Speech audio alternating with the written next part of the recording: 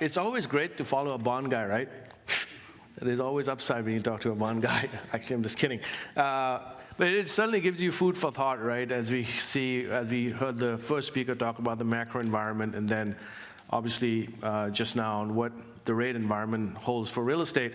And obviously this is a debt conference, and we want to focus on what it means for us as real estate debt investors.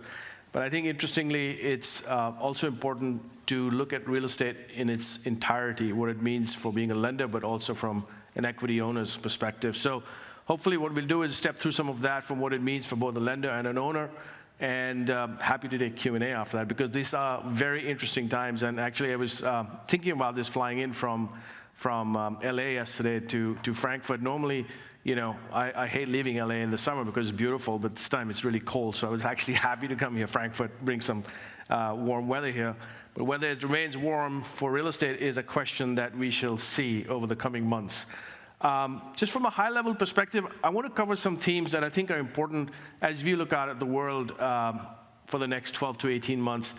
I won't repeat what the first speaker said. We agree that growth is softening. We also do agree that the US is probably going to hit a recession in the next 12 months. I don't know if it's going to be in the next 6 months, but probably in the next 12 months. Even though, honestly, if any of you have been to the US recently, it doesn't feel like there's a recession. All the flights are full, people are spending, restaurants are busy. Doesn't really feel like it, but we are getting the undercurrents of some softening. We also agree that central banks are going to remain, whether we like it or not, absolutely hell-bent on the inflation story. It's credibility at stake, and I completely agree with the first speaker. It's not about anything else but credibility at that point.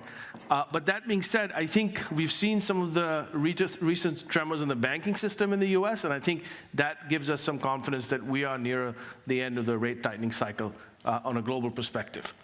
So what does it mean for real estate? It means for us in real estate, it's going to be a slow 12 months, honestly. Let's not fool ourselves.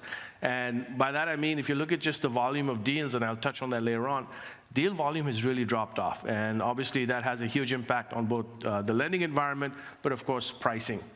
And talking about pricing, there's somebody who I've known for many, many years who's been an investor in real estate for many, many years, decades. And he told me a few years ago, he said, Indy, there's an old saying, debt prices equity. That's exactly what's going on right now. If you look at the debt capital markets, they're the ones, the debt markets are telling equity where pricing is going to be. And that is a really interesting reversal of fortunes from where we were even just a few months ago, right? So that's a really interesting transition that we're seeing. And as a result of that, we think that values will remain under pressure whether we like it or not. So what we are recommending, what we are having conversations with investors